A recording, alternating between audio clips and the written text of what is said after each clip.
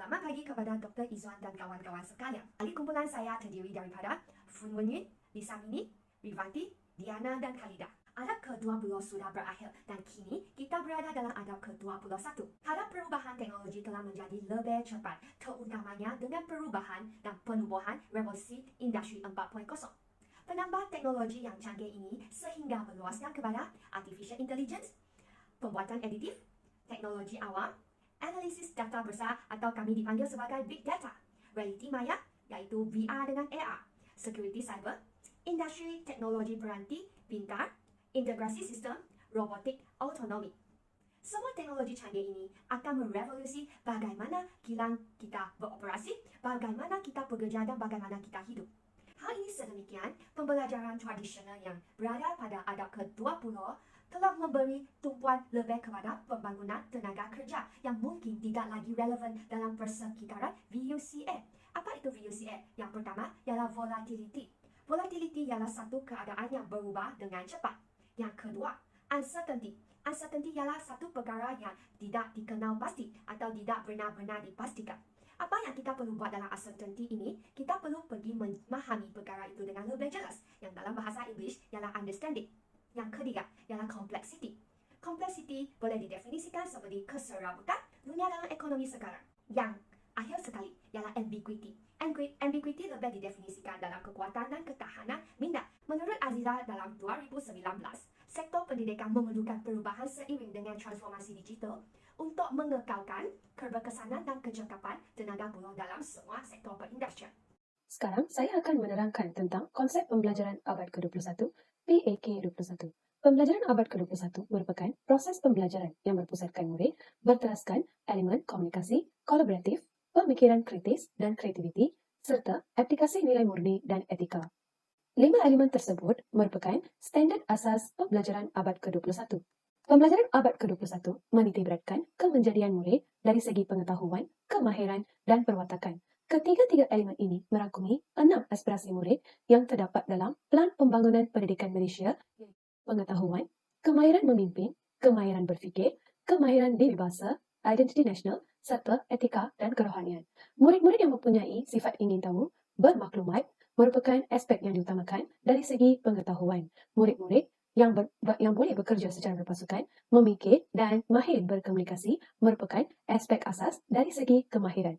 Dari segi perwatakan pula, pembelajaran abad ke-21 bertujuan untuk melahirkan murid-murid yang prihatin, patriotik, berprinsip dan berdaya tahan.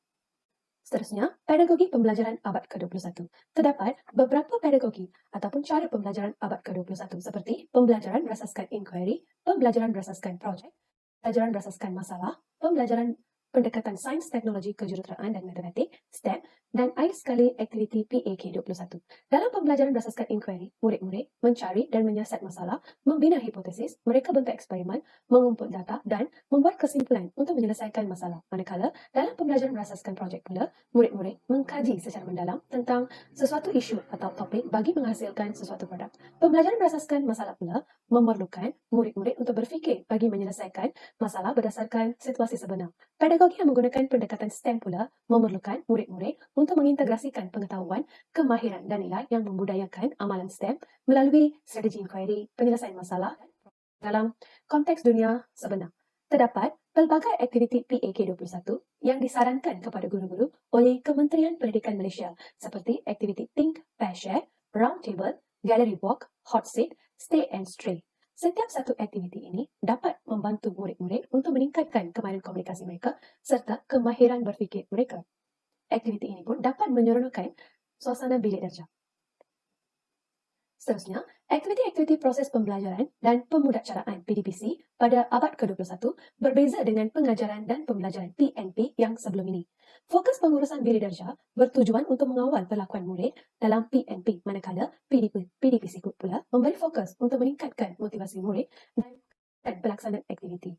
PNP pula menggunakan bahan bantu mengajar berbentuk lembaran, bahan dan peralatan. Manakala PDPC pula menggunakan ataupun melibatkan bahan bantu mengajar yang melibatkan carian internet dan perisian dalam gadget. Secara ringkasnya, Pembelajaran sebelum ini merangkumi pendekatan dan strategi pengajaran berpusatkan guru, manakala pembelajaran abad ke-21 iaitu PAK21 menggunakan pendekatan dan strategi pengajaran berpusatkan murid. Seterusnya, kita akan melihat konsep revolusi industri 4.0. Revolusi dalam perindustrian adalah peringkat yang dinilai berdasarkan kepada perkembangan ilmu dan teknologi dunia. Dunia telah mengalami fasa revolusi dalam perindustrian sebelum ini. Sekarang, kita berada dalam fasa yang keempat. Revolusi industri 4.0 diukur dengan perkembangan dalam bidang otomasi robot, pengkalan data raya, kepintaran buatan, dan pelbagai lagi bentuk kemajuan teknologi baru. Kita akan melihat 4 peringkat revolusi industri. 1.0 mechanization, steam power, weaving loom. 2.0 mass production, assembly line, electrical energy. Manakala yang 3.0 automation, computers and electronics. 4.0 cyber physical system, internet of things and networks. Sekarang kita berada pada peringkat yang keempat yang mengutamakan rangkaian, internet dan juga cyber. Industri 4.0 ini telah diperkenalkan oleh Jerman melalui penerbitan artikel pada November 2011 sebagai sebuah strategi berteknologi tinggi dalam mewujudkan sektor pembuatan dan pengeluaran yang lebih digital, fleksibel dan selamat pada tahun 2020. Perbincangan PAK21 dan Industri Revolusi 4.0 haruslah disokong dengan teori. Oleh itu, kumpulan kami telah pilih satu teori untuk menyokong perbincangan kami, iaitu teori konstruktivisme. Apakah itu teori konstruktivisme? Marilah kita lihat definisi konstruktivisme. Menurut Borick dan Tombari 1997 dalam bukunya Educational Psychology: A Contemporary Approach, muka surat 177, pendekatan pembelajaran konstruktivisme ataupun constructivism ialah constructivism is an approach to learning in which learners are provided the opportunity to construct their own sense of what is being learned by building internal connections or relationships among the ideas and facts being taught. Okey, dalam definisi ini mereka menjelaskan bahawa konstruktivisme adalah pendekatan pembelajaran yang menyediakan peluang kepada pelajar untuk membina kefahaman terhadap perkara yang dipelajari dengan mewujudkan jaringan atau hubungan dalam minda antara idea dan fakta yang sedang dipelajari. Oleh itu, konstruktivisme juga dikenali sebagai fahaman binaan. Okey, secara ringkasnya, bila kita bercerita tentang teori konstruktivisme ni adalah pembelajaran yang bermakna, di mana kalau kita nak faham teori konstruktivisme ni senang sahaja. Secara ringkasnya, ia adalah di mana pelajar dengan pengetahuan yang sedia ada, pelajar membuat hubung kait dengan pengetahuan yang sedia ada, lalu membina pengetahuan yang baru. Teori konstruktivisme ni dihasilkan melalui kajian-kajian tokoh-tokoh konstruktivisme seperti John Brunner, John Dewey, John Piaget dengan Lev Vygotsky. Berdasarkan kajian-kajian yang pelopor-pelopor ni telah dihasilkan, lalu hasilnya wujudnya teori konstruktivisme ni. Ciri-ciri konstruktivisme. Pertama, cirinya adalah menggalakkan proses inquiry murid. Apabila dikatakan proses inquiry murid, di mana pelajar mengikut PAK21 ni lebih kepada aktiviti hands-on, minds-on, di mana pelajar tidak hanya duduk dan mendengar, tetapi mereka membuat aktiviti. Mereka melibatkan diri secara aktif. Pelajar memainkan peranan yang aktif. Kedua adalah menggalakkan murid bersoal jawab. Yang ini adalah pelajar telah mempunyai pengetahuan yang sedia ada. Lalu pelajar merenung kepada pengetahuan yang sedia ada dengan membina pertanyaan dalam minda. Lalu pelajar bertanya kepada murid, menunjukkan soalan kepada guru. Ketiga adalah memberi peluang kepada murid membina pengetahuan yang baru. Ini adalah proses yang menyokong teori konstruktivisme, di mana pelajar dengan pengetahuan sedia ada, dengan pengetahuan yang dah ada, dengan perkara yang dipelajari, pelajar hubung kaitkan dengan pertanyaan dalam minda, lalu mewujudkan pengetahuan yang baru. Ini adalah proses yang memberi pelajar kepada inovasi, di mana murid secara kreatif dan kritis mereka sudah ada benda yang dipelajari, berfikir, lalu proses mewujudkan idea yang baru. Dan last sekali adalah keempat adalah pembelajaran secara kooperatif. PAK21 kita dah tahu, di mana pelajar diberi peluang untuk bekerja dalam kumpulan, bekerja dengan pelajar lain, tidak lagi bekerja sendiri. Teori konstruktivisme ini pun sokong pembelajaran secara berkumpulan, secara kolaboratif, kooperatif. Prinsip konstruktivisme ni, pembelajaran berpusatkan pelajar, pembelajaran berlaku melalui proses aplikasi, wujud interaksi dalam kalangan pelajar, guru sebagai fasilitator pembimbing, interaksi sosial membawa kepada pemikiran aras tinggi, pembinaan pengetahuan melalui teknik scaffolding, pelajar bertanggungjawab terhadap pembelajaran sendiri. Secara ringkasnya, apakah prinsip konstruktivisme ini adalah bukan lagi pembelajaran tradisional di mana chalk and talk. Pelajar hanya mendengar sahaja, pelajar hanya menerima. Guru adalah pembekal pengetahuan, guru pembekal ilmu. Lepas tu pelajar diberi latihan pengukuhan dan seterusnya diberi peluang untuk menjawab soalan tertutup. Tapi prinsip konstruktivisme ni adalah pelajar memainkan peranan yang penting. Pelajar sebagai pelajar yang aktif, okey, di mana pembelajaran berlaku melalui proses aplikasi. Dengan adanya pengetahuan yang sedia ada, pelajar diberi peluang untuk berinteraksi dengan rakan-rakan yang lain. Ini menyokong pendapat John Piaget di mana beliau berkata idea-idea daripada individu-individu yang berbeza ini dikumpulkan dan dibandingkan untuk membina pengetahuan yang kukuh. Lepas tu di sini guru hanya sebagai pembimbing, guru hanya sebagai fasilitator, guru sebagai panduan sahaja. Okey, di sini guru lebih membekalkan soalan terbuka. Guru mencabar murid. Guru tidak lagi memberi ilmu seperti apa yang terletak dalam buku teks. Scaffolding ni lebih sebagai bimbingan. Guru membimbing sahaja. Dan akhir sekali pelajar bertanggungjawab terhadap pembelajaran sendiri. Pelajar dapat membuat refleksi dengan pembinaan pengetahuan mereka. Last sekali, teori pembelajaran konstruktivisme dengan aplikasi, apa yang kita boleh ringkaskan secara rumuskan adalah pembinaan ilmu pengetahuan diri. Pelajar membina pengetahuan dengan pengalaman sedia ada, menggunakan bahan bantuan mengajar, carta, peta, minda, poster, slide dan video, penglibatan secara aktif pelajar, membuat pembentangan secara berkumpulan, soalan jawab pelajar dan guru. Ini adalah contoh dalam bilik darjah. Dan strategi pembelajaran adalah secara kooperatif, bukan bersendirian. Pelajar dapat kongsi idea dengan rakan-rakan. Okey, secara rumusannya, pembelajaran konstruktivisme ni menyokong PAK 21 dan industri revolusi 4.0. Revolusi Industri 4.0 telah memberi satu perubahan yang penting untuk mentransformasikan sesebuah negara ke arah yang lebih maju. Namun demikian, masyarakat juga menghadapi pelbagai masalah dan isu walaupun revolusi perindustrian 4.0 ini telah memberi banyak manfaat kepada masyarakat Malaysia. Isu pengangguran telah merupakan satu penyakit era globalisasi yang semakin menular ke Malaysia. Mengapa saya cakap macam itu? Saban hari, terdapat banyak isu kegagalan belia, terutama golongan siswaza, untuk memperoleh pekerjaan telah mengejutkan masyarakat Malaysia. Hal ini sedemikian, keadaan ekonomi negara yang merundung atau merosot hampir beberapa tahun ini telah menyebabkan kadar pengangguran di Malaysia semakin tinggi. Walaupun persaingan kerjaya antara masyarakat Malaysia satu sama lain semakin meningkat. Terdapat juga banyak kilang mempunyai teknologi penjimatan bulok dan membawa kepada penurunan bilangan tenaga buruh.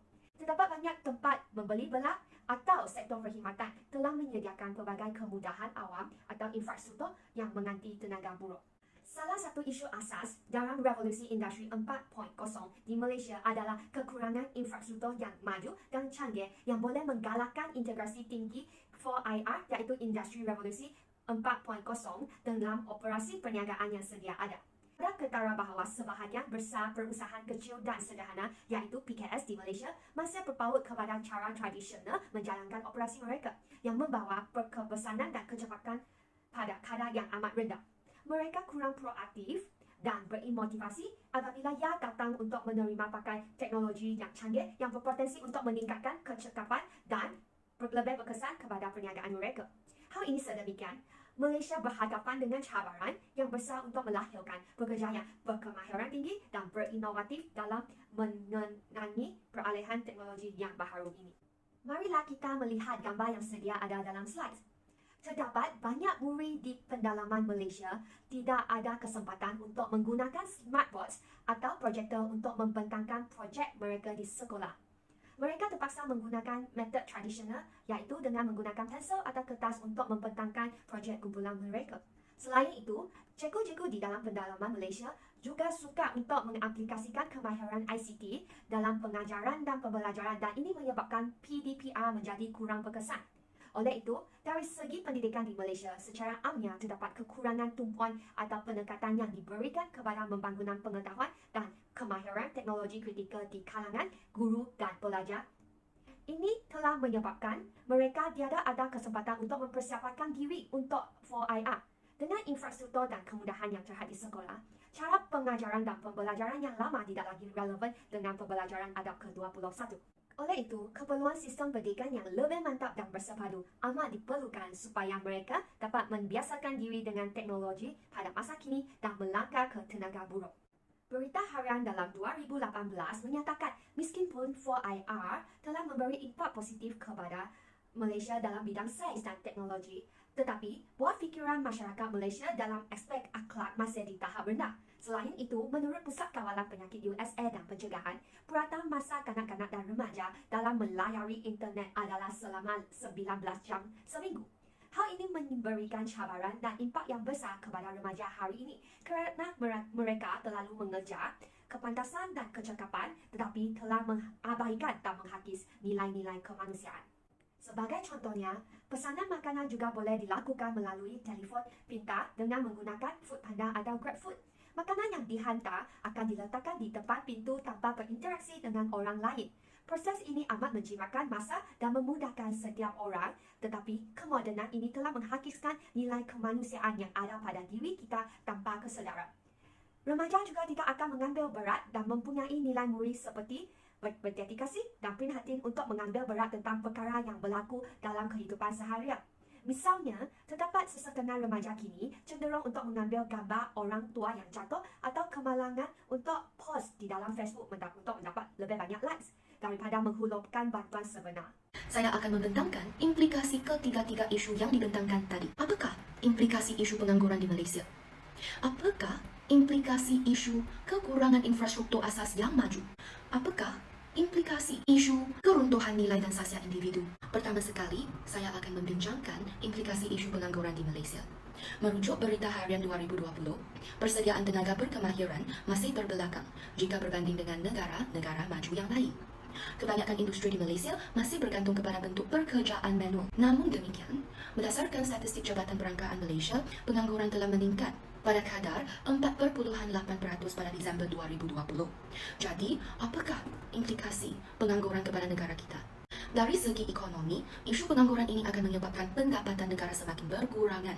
Ekonomi negara tidak dapat dijana dan dimajukan dengan efektif. Oleh itu, tiada model yang mencukupi untuk menyokong pembangunan revolusi perindustrian keempat. Dari segi pendidikan, isu pengangguran akan menjejaskan prestasi pendidikan mereka di antara bangsa. Pendidikan Malaysia tidak seiring dengan transformasi digital pada abad ke-21 ini. Selain itu, oleh sebab ekonomi tidak mantap, sekolah-sekolah di Malaysia terutamanya sekolah luar bandar dan sekolah pedalaman akan menghadapi kekurangan fasiliti teknologi, kekurangan tenaga pengajar yang mahir dalam ICT, dan kurikulum tradisional diteruskan. Pembelajaran abad ke-21 tidak dapat dilancarkan secara efektif. Dalam slide ini, kita dapat lihat beberapa berita yang menunjukkan kadar pengangguran di Malaysia meningkat. Dalam curhatan akhbar di tengah-tengah slide ini, yang bertajuk pengangguran belia tinggi, kekal cabaran utama, menyebut tentang ketidakpadatan bekalan dan permintaan dalam pasaran pekerjaan, yang mana yang membawa kepada pengangguran golongan belia yang tinggi. Selain itu, akhbar di kanan menunjukkan pekerja mahir teknologi dapat permintaan yang tinggi. Jadi, negara kita perlu segera membangunkan lebih ramai bakat teknologi bagi menampung permintaan revolusi perindustrian keempat. Sekarang saya akan fokus kepada implikasi isu kedua, yaitu kekurangan infrastruktur asas yang maju. Kekurangan infrastruktur asas yang maju akan menyebabkan kekurangan modal insan yang mahir dalam ICT. Selain itu, ia akan meningkatkan jurang pembangunan ekonomi dan pendidikan di bandar dan di luar bandar.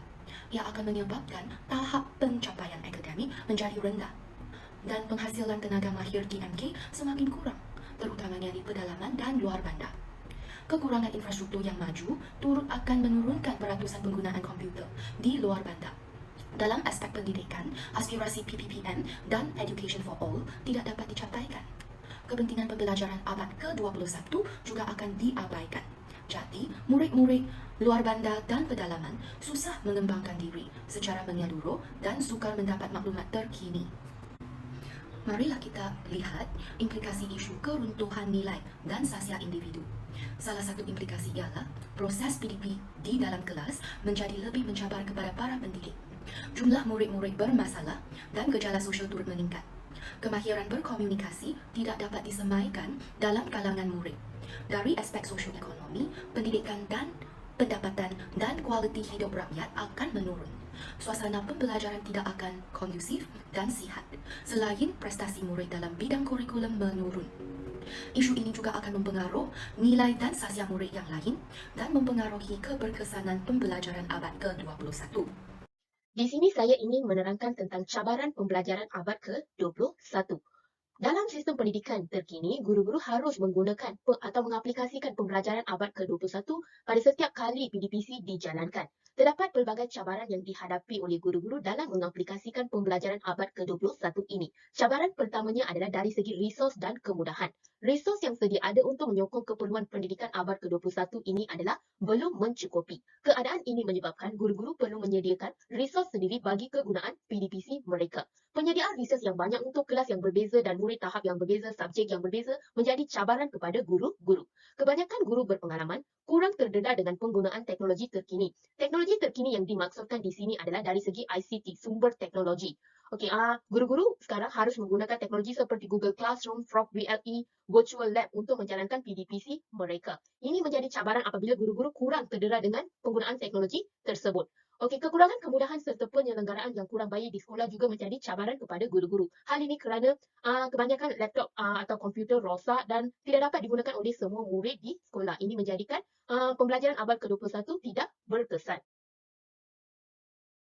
Cabaran pembelajaran abad ke-21 yang keduanya adalah dari segi masa. Guru-guru tidak mampu melaksanakan aktiviti pendidikan abad ke-21 disebabkan masalah kekangan masa. Guru-guru dari segi pandangan guru, mereka menyatakan aktiviti dan proses pembelajaran abad ke-21 memerlukan masa yang panjang untuk menjalankan aktiviti PAK21 seperti galeri wak dan aktiviti kumpulan. Mereka mengalami kesuntukan masa dan tidak dapat mengaplikasikan aktiviti yang dirancang dalam masa yang diperuntukkan. Salah satu elemen yang penting dalam pendidikan abad ke-21 adalah kemahiran berfikir aras tinggi kebat. Di Malaysia, taksonomi Bloom digunakan sebagai aras kebat, di mana menilai dan mencipta dianggap aras yang perlu dicapai oleh murid-murid. Jadi, guru-guru perlu merancang aktiviti yang sesuai supaya murid-murid dapat mencapai tahap kelima dan keenam ini. Kekangan masa juga berpunca dari pelajar yang mengambil masa yang lama untuk memberi respon kepada soalan kemahiran berfikir aras tinggi yang ditanya oleh guru. Cabaran pembelajaran abad ke-21 yang seterusnya adalah pengetahuan dan kemahiran. Pengetahuan dan kemahiran merupakan satu unsur yang perlu dikuasai oleh guru-guru dalam pendidikan abad ke-21 ini. Tetapi, masih terdapat golongan guru yang kurang idea dalam menerapkan pembelajaran abad ke-21 ini. Ini yang menyebabkan guru tidak dapat menjalankan aktiviti PAK21 dalam masa yang dirancang. Kecantikan ilmu juga menyebabkan guru tidak dapat menilai murid mengikut tahap penguasaan murid. Tahap penguasaan murid merupakan satu elemen yang sangat penting untuk menilai sejauh mana murid faham pengajaran yang guru sampaikan. Guru sendiri juga masih belum menguasai kreativiti dan pemikiran kritis dengan baik. Dalam pendidikan abad ke-21 ini, guru perlu mahir dulu sebelum mengaplikasikannya di kelas. Okay, sekarang penerangan akan dibuat tentang cabaran revolusi industri yang keempat. Sudah menjadi satu kebiasaan apabila wujudnya sesebuah revolusi pasti akan ada cabaran yang perlu dihadapi. Begitu juga dengan revolusi industri yang keempat. Terdapat 4 cabaran utama yang dibincangkan di sini. Yang pertamanya pengambilan tenaga kerja, keduanya ancaman keselamatan cyber, kesukaran penyelarasan organisasi dan inovasi dalam sistem pendidikan. Cabaran pertamanya adalah pengambilan tenaga kerja. Revolusi industri keempat ini menyebabkan kehilangan ribuan pekerjaan atau ketiadaan pekerjaan. Keadaan ini menyebabkan generasi akan datang terpaksa menganggur dan sukar mencari rezeki bagi meneruskan hidup. Lagi-lagi mereka juga tidak dijanjikan dengan peluang pekerjaan setelah tamat pengajian di universiti nanti. Hal ini kerana revolusi industri keempat ini memerlukan tenaga kerja yang memiliki kemahiran teknologi dan digital. Ia juga mencabar kepada syarikat kerana memerlukan masa yang panjang dan penglibatan kos yang terlalu tinggi dalam melatih tenaga pekerja untuk memiliki kemahiran teknologi dan digital. Menurut tinjauan yang dilakukan oleh World Economic Forum, sebanyak 37% tenaga kerja di Eropah tidak memiliki kemahiran teknologi dan digital. Tetapi ada juga negara yang berjaya mengatasi cabaran revolusi industri yang keempat ini, seperti negara Jerman, Jepun dan Switzerland. Cabaran seterusnya adalah ancaman keselamatan cyber. Ia menyebabkan hilang kawalan data, pendedahan data dan penjejakan maklumat. Bukan sahaja untuk diri sendiri, malah untuk sebuah syarikat yang besar, perniagaan dan lain-lain lagi. Kajian yang dibuat oleh Extreme Internet of Things developer, Kaspersky Lab, menunjukkan isu keselamatan semakin meningkat. Cabaran revolusi industri yang seterusnya adalah kesukaran penyelarasan organisasi. Menurut kajian yang dijalankan oleh Accenture, dalam jangka masa kurang 5 tahun ini, semua jenis perniagaan, terutamanya yang berkaitan dengan sumber autonomi pembuatan, harus memiliki strategi digital yang matang untuk beroperasi dengan baik seperti yang dilakukan oleh syarikat Tesla pada hari ini. Hal ini kerana kebanyakan syarikat dalam revolusi industri ini akan beroperasi secara pintar, iaitu kurang tenaga manusia malah meningkatkan penggunaan mesin dan robot. Okey, perkembangan teknologi ini secara tidak langsung mempengaruhi beberapa tahap pengurusan di sesebuah organisasi. Antaranya adalah pengurusan sumber manusia, sistem produksi dan rantaian pembekalan. Dalam keadaan ini, sesebuah syarikat memerlukan masa dan kos yang tinggi dalam konteks melatih tenaga kerja. Cabaran revolusi industri yang seterusnya adalah inovasi dalam sistem pendidikan. Revolusi industri yang keempat ini secara tidak langsung membawa perubahan yang banyak dalam sistem pendidikan terkini.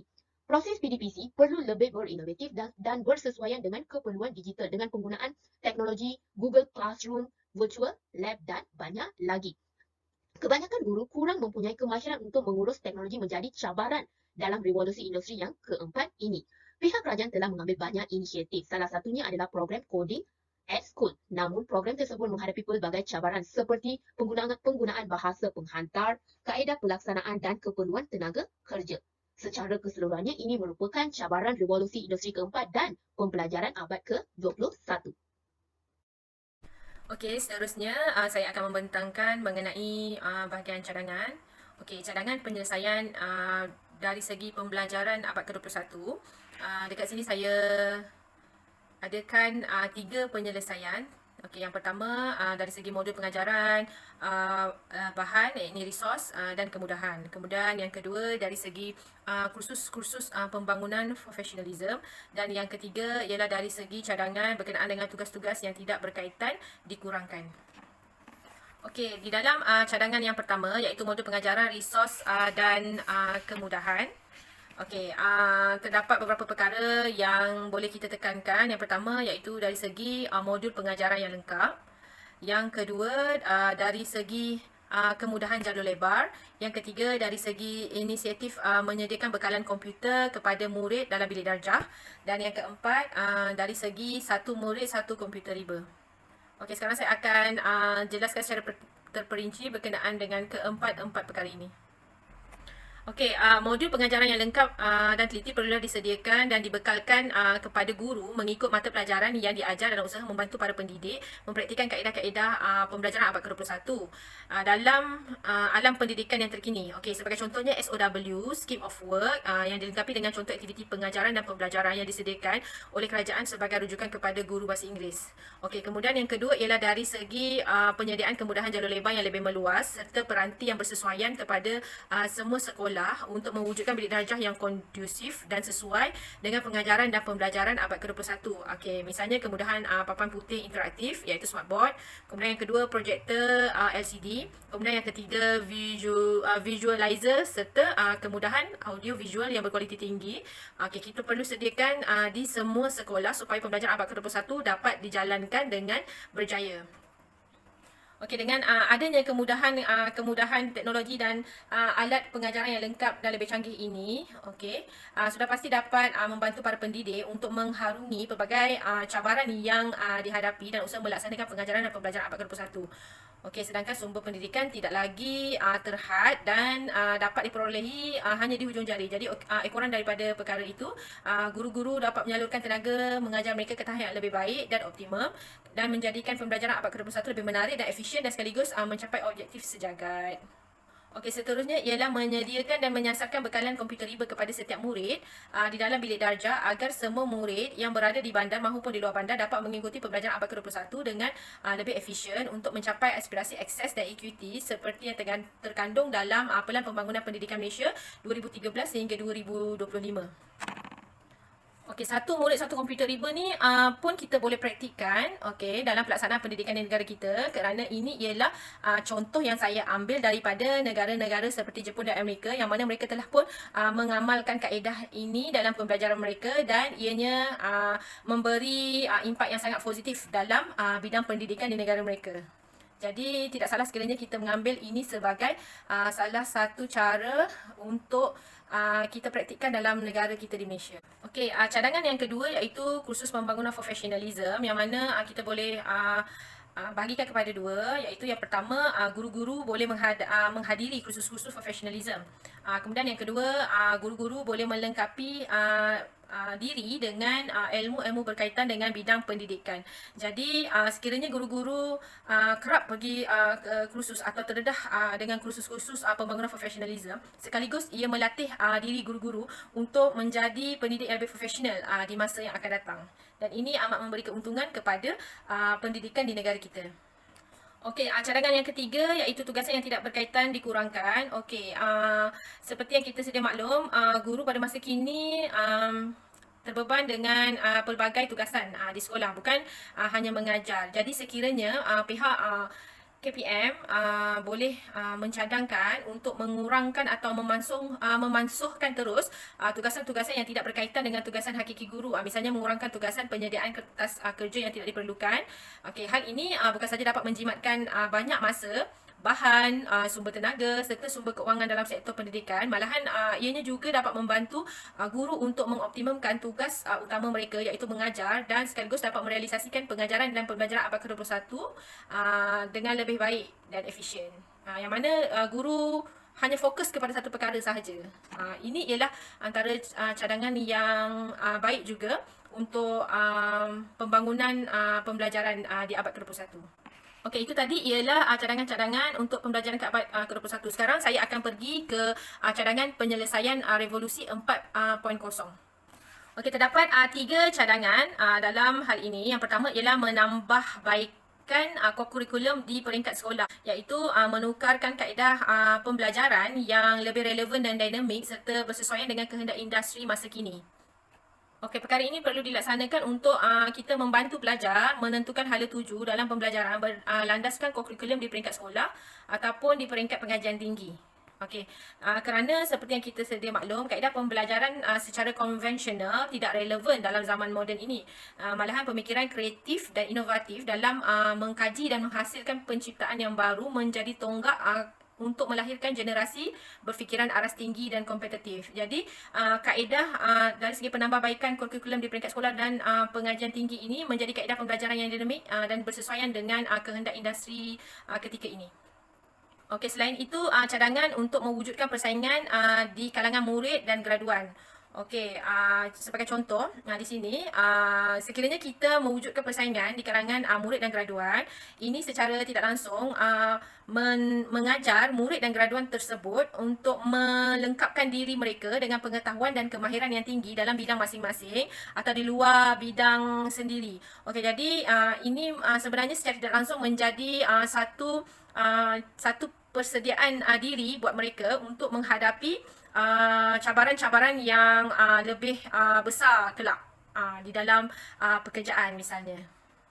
Okey, yang penyelesaian yang terakhir untuk revolusi industri ialah laporan untuk pertambahan ekonomi negara. Okey, yang mana kita membuat pembinaan platform dunia digital yang menyeluruh untuk meyakinkan pelabur berurusan dalam negara kita. Kemudian ianya sebagai penyediaan peralatan digital dan mesin yang canggih dalam usaha kita mewujudkan suasana pembelajaran abad ke-21.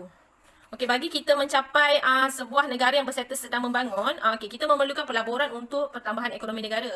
Jadi tidak dapat dinafikan bahawa negara kita telah sebenarnya jauh ketinggalan, terutamanya dari segi kemahiran dan teknologi pendidikan yang sedia ada. Jadi bagi menjayakan 4IR dalam bidang pendidikan negara. Okey, pembinaan platform tadi ini dari segi dunia digital yang menyeluruh boleh dilaksanakan untuk meyakinkan para pelabur agar terus berurusan di dalam negara kita, dan penyediaan peralatan digital dan mesin yang canggih amat penting bagi kita menggerakkan 4IR dalam usaha mewujudkan suasana pembelajaran abad ke-21.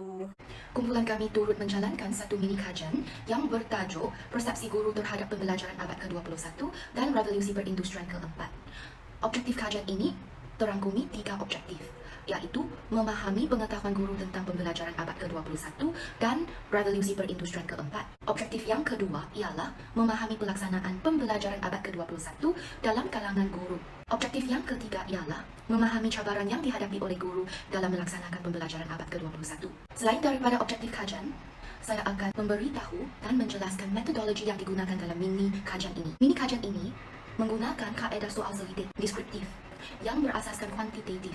Mini kajian ini dijalankan di SJKC Petaling Jaya yang melibatkan 100 orang guru. Google Form diedarkan melalui WhatsApp, dan mini kajian ini tidak melibatkan pemboleh ubah. Selepas data dikumpulkan, analisis deskriptif SPSS versi 20 digunakan untuk menganalisis data-data yang dikumpul.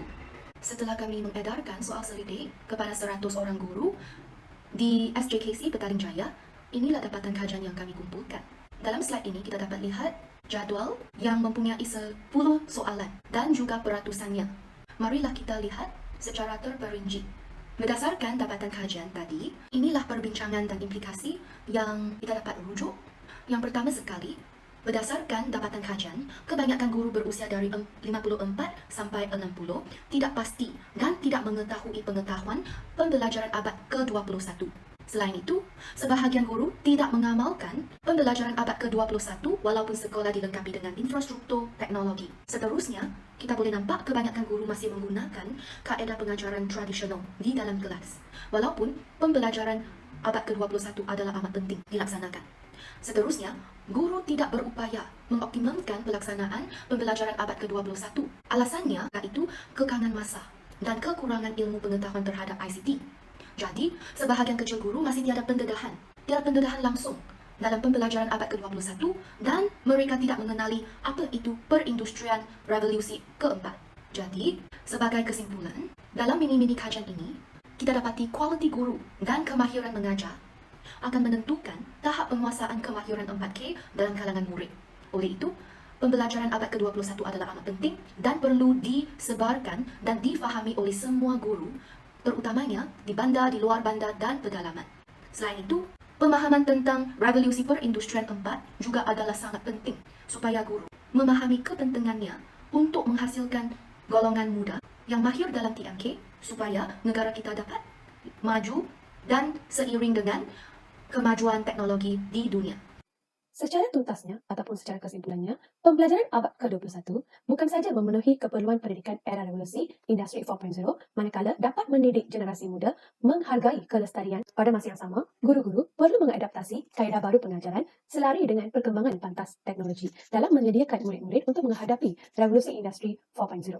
Sebagai rakyat Malaysia, kita haruslah menguasai kemahiran dan pengetahuan berkaitan dengan teknologi yang semakin canggih ini. Pengetahuan ini dapat membantu kita segala cabaran ataupun segala perkara yang melibatkan teknologi. Sekiranya revolusi ini dipelajari dengan sebaiknya, masyarakat hari ini akan mampu untuk memanfaatkan teknologi dalam kehidupan mereka. PAK21 ataupun pembelajaran abad ke-21 mampu melahirkan generasi muda yang dapat menempuh cabaran revolusi Industri 4.0 dengan adanya pelbagai aktiviti dalam PAK21 yang membantu untuk meningkatkan kemahiran mereka. Sekian, terima kasih.